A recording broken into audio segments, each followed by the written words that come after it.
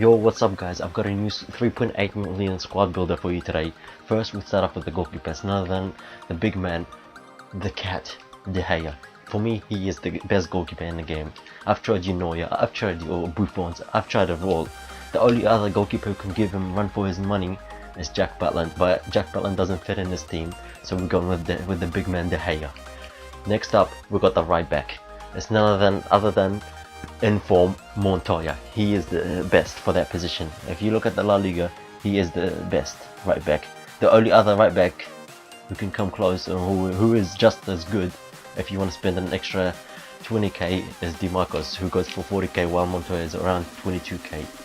So you pick, but I think they're just about the same, and I think Montoya is a little bit better for me. But I'm not saying DeMarcos is bad, he's amazing too. Next up is the big man, PK. Team of the year PK. Oh my god.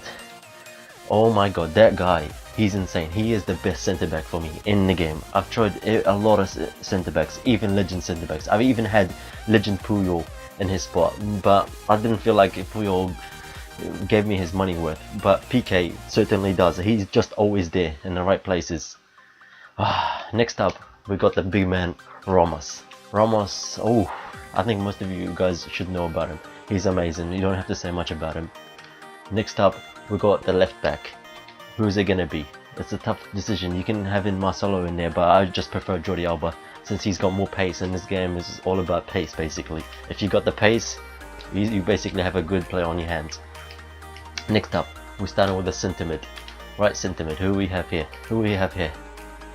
A surprise man, legend Suka. He's actually not a centre mid, he's actually a striker that I converted to centre mid. I don't want to say too much about him because I'm actually going to make a video reviewing him, so just leave it at that. All I'm going to say is he's a surprising player. Next up, the second centre mid is Nzonzi. Oh my god, that guy, he cuts out everything. Nothing gets past this guy. Don't let his pace fool you. He's got it all, strength, tackling, passing. His pace it looks bad, but in game with that shadow, it's insane. He's just as good as Kante, if not better when it comes to having the physical and height. It just a little bit gives him the edge over Kante. Maybe not, because Kante is a beast, as all you know. Next up, the third centre mid. It's Modric, man. Modric is amazing. He's got it all. The only thing I don't like about him is his strength, but that's okay. He makes up for it with his dribbling, his passing, his shots, everything else he makes up for it, even his defense. That's why I've got the anchor on him, giving him a little bit of pace, a little bit of defending, and a little bit of physical to help out. Now, one of the most expensive players in the team. Who do we have here? I think you all know who it is. That's right, it's Ronaldo. That guy, oh my god. You can't really say much. Probably the best player in the game when it comes to attacking. I'm not gonna say much because I'm pretty sure most of you guys know or have versed him to know how good he is. Next up, at striker, who is it gonna be? It's a SPC, so who's it gonna be? The big man, Suarez. I think he's worth every single penny. It cost me 600k to build at the time, but now it's only going for around 550k, so it's not too bad. And he has it all when it comes to dribbling, passing, attacking, everything. He's got it all. He's just amazing. His shielding is insane. When you're outside the box and you're trying to shield, no one comes close to his shielding for you to play a ball to other attackers. And the big man, the best player in this team, is none other than Moreno. Oh my god, hidden gem, the new Messi. That guy is insane. Nah, I'm just joking, guys. I actually just start with this team, but once I get into the game from the kickoff, if I have the ball, I'll just change it into it, or if the opposition has the ball, I'll take it off them and then switch to it.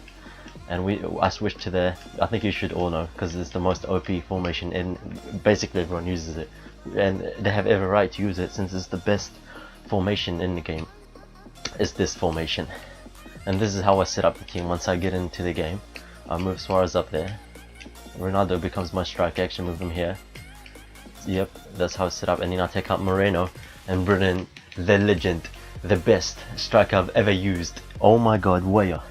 He has it all. And not just that, He just seems to win like those 50-50 balls. He's always on to it. Those bounce backs or anything like that, he always cleans it up.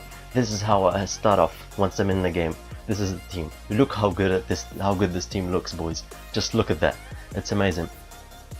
And if around the 60th minute or just before the 60th minute, if I'm not winning or I don't feel right, or the opposition is giving me trouble, I switch formation, guys. And I don't stick with this one. I'll show you exactly what formation I switch to if I can just get to it. This formation, nope. 4, 2, 3, 1. Yep, this one. This is the one, boys. Don't let it fool you for thinking it's a narrow formation. It's amazing. Once you're in the game, those two cams do not look narrow at all. And this is how I set it up once I'm in the game. If around the 60th minute, my other formation, the 4-1-2 narrow is not feeling right, I switch to this formation. Ronaldo moves to the left cam.